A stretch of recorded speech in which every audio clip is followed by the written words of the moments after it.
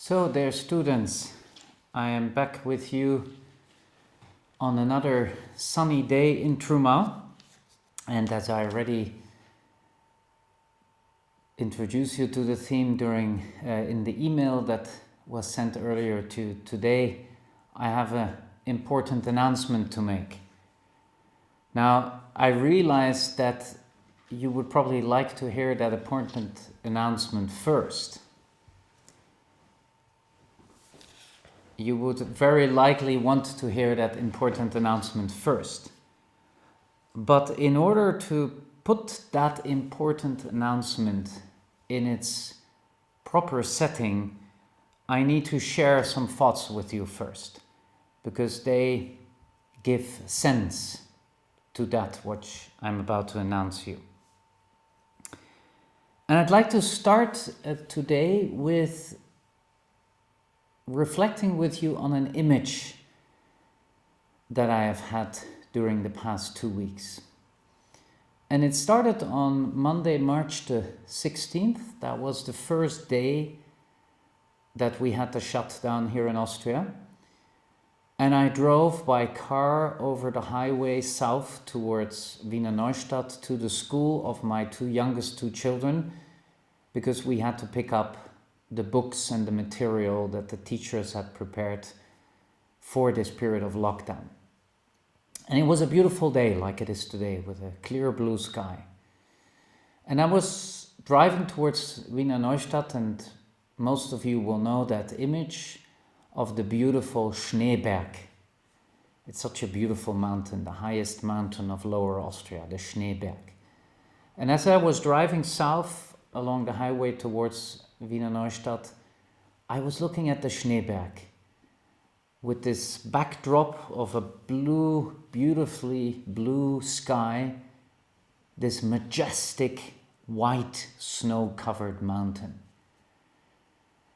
And an image settled itself into me that said, interesting, our whole world is coming to a standstill, but this mountain, this majestic piece of God's creation, is standing there in all its glory, completely, utterly unaffected by this crisis. In fact, this mountain has been there for millions upon millions of years. It has seen wars, it has seen plagues, it has seen populations come and go, peoples come and go. But that wonder of God's creation is still standing solidly. And that image has been continuing to come with me during those weeks as I've been trying to grapple, like all of us, with this situation we find ourselves in. And again, I had that reflection yesterday as I was making a long walk through the woods near Baden. And it was completely quiet. Only very few people were in the woods. And at some moment I went to sit on a stone and I was just quiet. And I heard nothing because there are no planes flying. So I heard no planes. And there are no trains running. So I heard no trains. There are hardly any cars, but you wouldn't hear them in the woods anyway. And it was just quiet. And I just heard the leaves, and I heard the birds sing, and it was also a beautiful day. And suddenly I realized, isn't it amazing? Man's world has come to a complete standstill because of an inaudible, invisible, microscopically small virus. But God's world continues fully apace. God's creation continues completely undisturbed. In fact, it is fascinating, to say it a little bit bluntly, that God's work, God's creation, couldn't care less about our material world that is crumbling, because His creation continues apace. Spring is blossoming all around us at this point. In fact, I've had students also write me that. Yeah? We see the buds coming out, and we see the animals running around, and we see nature blossoming and flourishing as if nothing was wrong. And I think this image, it really struck me, because if we bring that back to our human life in this difficult situation, in this misery in which we find ourselves in human terms, we can say the same. We are thrown back as human beings to the mere essentials. And that is, first of all, our personal relationship with Christ and our families and communities. We're thrown back on it, whether we like it or not, because that's where the essence is. And all around us things collapse, and there's a lot of suffering going on.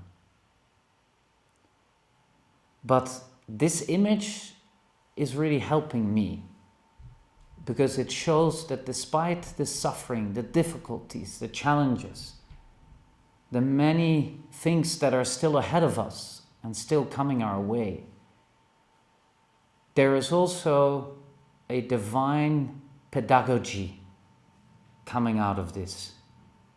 And that is that despite all what we're seeing in difficulty and death and suffering around us, God's world continues. And we just need to learn to see it and to appreciate it in order to help us to focus on what is truly important. And therefore I found the words of Pope Francis last Friday so very prophetic and so very touching. In fact, I found the whole cinematography of the way it was set up unbelievably powerful. Because suddenly the whole world, everybody who wanted to watch, were focused not on how many thousands of people are on St. Peter's Square, or which flags are on St. Peter's Square, which is all a wonderful thing, obviously. But we were all radically focused on the one thing that matters: Christ. Christ in the blessed sacrament of the altar, carried by the successor of Peter in the pouring rain. Also, I found that very powerful, symbolically speaking. There was the Holy Father, almost completely alone, with the Blessed Sacrament blessing the world, on an empty, dark St. Peter's Square. We were all forced to look at what is really essential. And he said those words that will remain with me always. The Holy Father said, "This Lent your call reverberates urgently. Be converted. Return to me with all your heart. You are calling on us to seize this time of trial as a time of choosing. It is not the time of your judgment, but of our judgment. A time to choose what matters and what passes away. A time to separate what is necessary from what is not. It is a time to get our lives back on track with regard to you, Lord, and to others." And these words are such a consolation. And it's these words that I want to simply repeat to you, dear students, and also all my dear colleagues in the faculty and staff, as we go through this time. Because no matter how difficult this time is, the Holy Father has given us a very clear indicator of how we can come out of this time stronger. Even if, as I'm sure many of you will have noticed, the world is desperately trying, with any measure it can, to stick to the old, to stick to the mammon, and to stick to everything what Pope Francis so clearly, in fact, speaks about in his talk. all these false things that we are trying to hold on to. He's very clear about that, the Holy Father. But that is not necessary that we do that. We just have to focus on the essential, on what truly matters. And I think this image that I shared with you, at least it has helped me to do that, because God's world continues, even if our human world, so full of fakeness, crumbles around us. So, I wanted to give you these words of encouragement, and by the way, I'm giving you these words of encouragement as much for myself as for you, because I'm not presenting these words to you as if I have it all completely lined up. I struggle as much as all of you do. But sharing these words with you, I'm sure will help many of you, but it also helps me a lot. So today, indeed, we had to take a very tough decision.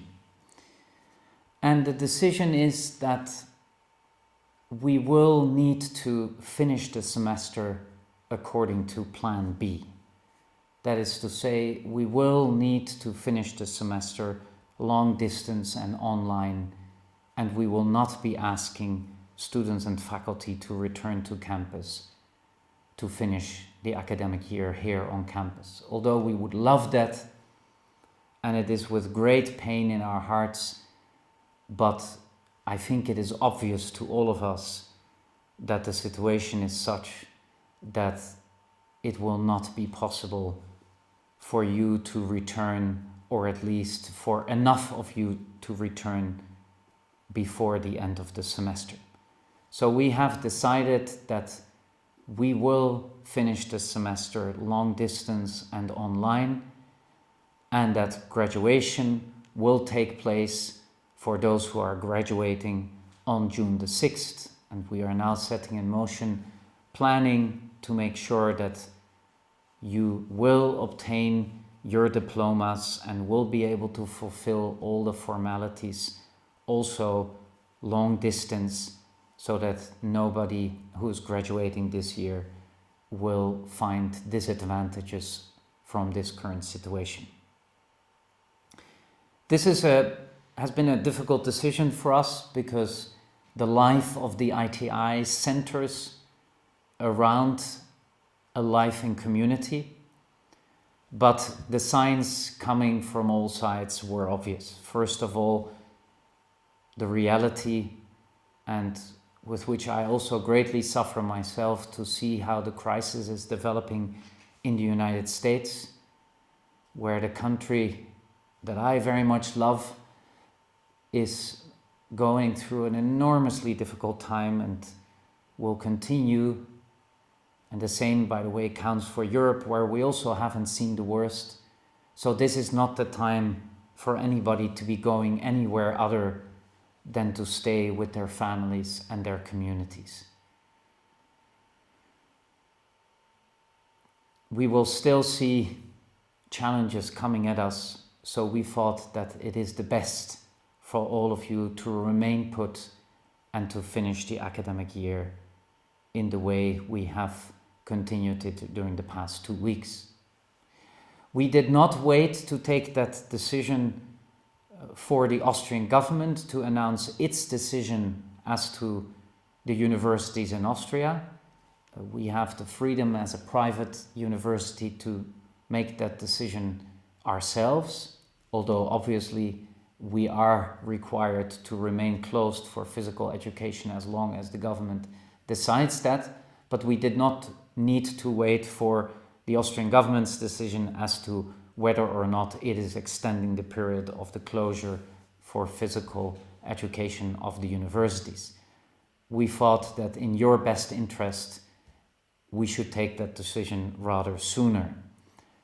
It became clear during the past days, also by a press conference 2 days ago by the Austrian education minister, that although no formal decision was yet made by the Austrian government, very clear hints were dropped that they expected that if students could return at the end of the academic year to do their final exams at Austrian universities, they would be happy.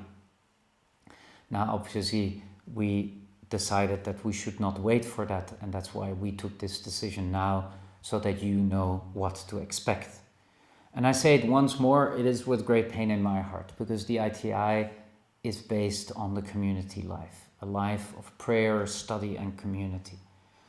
But we are asked now in these exceptional situations to live this community in our homes, in our local communities, in our families, and to remain in touch through, thankfully, at least, the modern communication means that we have. A second important decision that we took today is, and that is especially relevant for new students, but I think it's good for you to know too, is that we will extend the application deadline, and that we will thus allow new students to have more time to apply, considering also the situation. Another important, very important aspect about which I will not be able to say a lot today, because we only started that discussion during the past couple of days, is that obviously we are all concerned for the future of the ITI where it regards student numbers.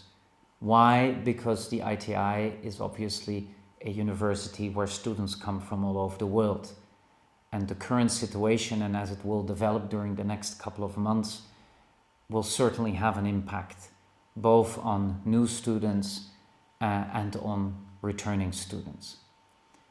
More will be discussed within the academic council and amongst the faculty during the next couple of weeks, and important decisions will be taken there.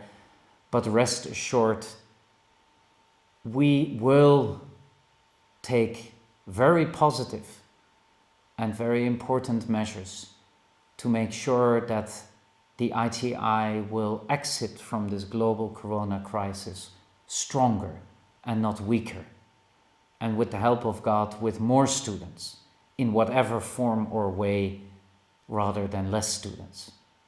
And I'm very grateful that some students have in fact already sent me emails with ideas and with suggestions. And I've also seen many of the positive side effects of, for example, live streaming the Mass, live streaming the Akatist hymn. This is already leading to a larger global community taking notice of the ITI. So expect that we will be developing ideas there, that we are very grateful for any ideas that you might have. But our goal is to make sure that this crisis does not lead to the likely drop in student numbers that would happen if we would do nothing. No, we are aiming to actually turn this into a wonderful recruitment and evangelizing opportunity for the ITI, so that after this is all over, this storm is over, the ITI might come out of it strengthened with the help of God and with the help of your good ideas and suggestions, and I've asked the same of the faculty.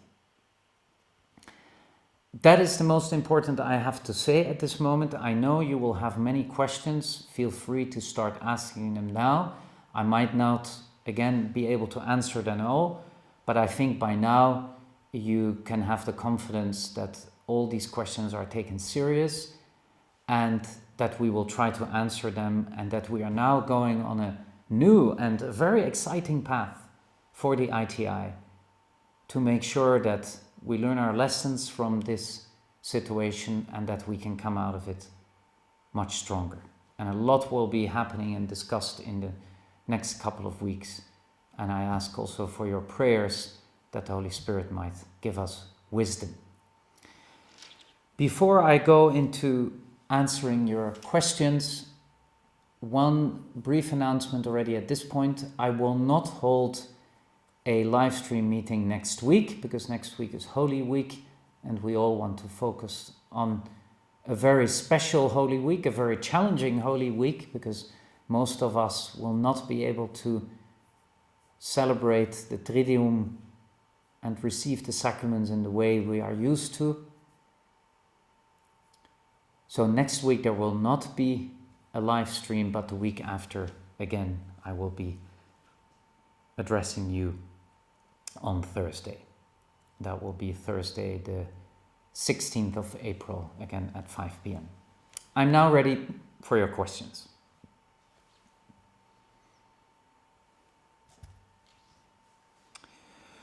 Will all classes be required to continue with seminars online? If not, will a reduction in tuition for the semester be considered due to the lack of interaction with professors in certain classes? First, an answer to your first question. Will classes be required to continue with seminars online? The answer to that is yes, in some shape or form, unless it is physically impossible for a professor to do so. But that would really be an exceptional situation. So yes, classes will be required to continue with seminars online. It is absolutely necessary that you as students have this personal contact and this visible or at least audible contact with the professors during the remainder of this semester. A reduction in tuition for this semester, whether that will be considered, to be very honest with you, I am not considering that at this time. We are not considering it at this time for the simple reason that it would not be justifiable. Our faculty and staff are literally working around the clock to make up as much as they can for the lack of physical presence, and therefore we really do not have the luxury, but also do not see a justification for such a reduction. Even though the situation is not ideal, we are all putting all our resources into making the best out of it as possible. The next question on behalf of the STM 4-5 class. When the live stream address resumes, can a different time be considered as these students are in class on Thursday evenings? Yes, I'd be very happy to. Could I have suggestions on what time? I'm perfectly happy to consider that. The reason why we choose 5 o'clock is to have some sort of balance between those who are the furthest away in time zone, so the west coast of the United States, while still making it possible for those in other time zones. But yes, please simply make your suggestions and I will gladly look into it. By the way, yes, the next one. Next question. Will particular students be allowed to return to the ITI if the situation improves? For instance, in Hungary and Austria, the borders open and trains run again. Can these students come back to the campus to live even with the online learning in place? Excellent question, and I've actually been considering that question myself during the past days. We don't have an answer yet to that question because it indeed depends very much on the situation that continuously evolves. What am I saying here? It might even be possible that certain borders open again. But that doesn't mean that certain other regulations are still not in place. So yes, the border between Hungary and Austria might indeed open at some time, but it still might be that in Austria there are certain regulations in place. For example, an official closure of university campuses, etc. So I do not want to give a general answer to that, because for the sake of the health and safety of all, the best for all is to stay put wherever you are now. And that counts for most of you, counts to be at home in your community. That will certainly be the best, because this virus is not going to go away anytime soon. So every movement that is not strictly necessary, although I fully understand very much desirable, is in itself a risk. So we have to be very careful there, and I would really discourage you from considering coming back if borders open again, and I would really try to limit such situations to an absolute minimum, and it's also a situation where we as an ITI leadership would then have to decide on a case-by-case basis. Next question. Has there been any discussion yet of how STL2 students will complete their degrees with the requirements of the public thesis defense and Lectio Coram? Yes, I would please ask you to direct that question directly to Tim Kelly. I know that Professor Kelly has been speaking about that with others and also with the Dean. And I have already instructed the faculty today to start preparing for also the online doing of the final exams and thesis defense and whatever needs to be done there. So please speak directly to your program directors, and it will certainly be made possible.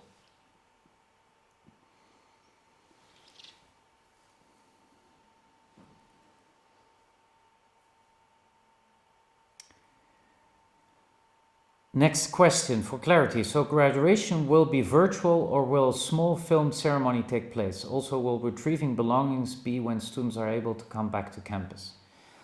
Yes, so in any case, graduation will be virtual. Whether or not there will be a small filmed ceremony taking place at the same time, it is very likely, yes, that will be the case. But as I already told you last week, this is completely new territory. So we're still really bouncing off different ideas and different suggestions.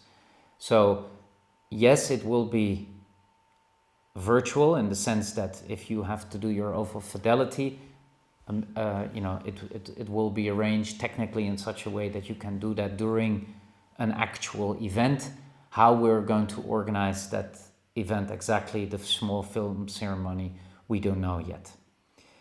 Retrieving belongings be when students were able to come back to campus. Yes, obviously you can come to retrieve your belongings as soon as the order, as soon as border closures and travel restrictions have been lifted.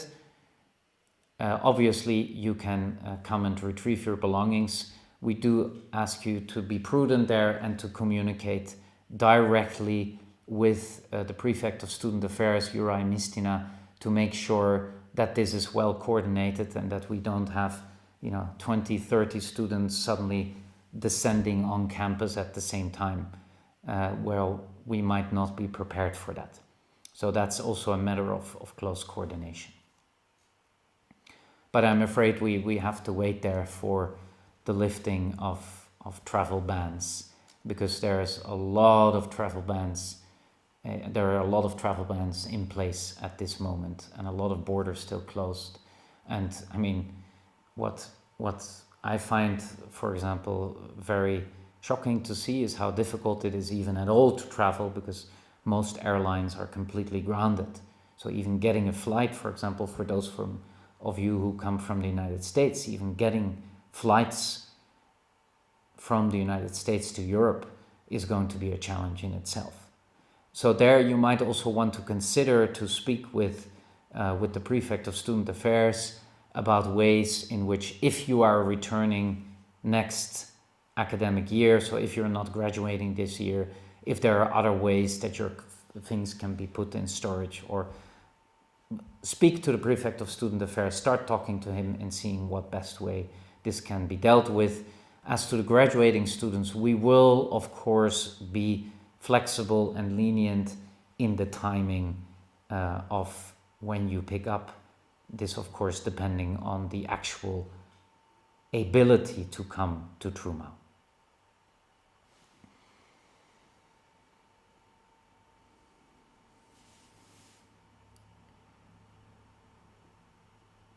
Good, I see that there are no more questions at this point. As I said at the beginning, this is still evolving, this is still developing. So as we go along, we will be, as we've been doing during the past week, we will be continuing to provide you with information And please feel free to reach out to your program directors or one of us in the administration if you have any further questions. Thank you very much for listening. Thank you very much for joining. I wish you all a very blessed Holy Week, a blessed time of Easter, and that the resurrection of our Lord may also lead to a resurrection in our world, that it hopefully might become more centered on Him. That is my great desire, my great wish for what should be coming out of this very difficult situation. And let's pray for each other and pray especially for all the dying and the sick in this pandemic. Thank you very much. God bless you. And I look forward to seeing you again soon.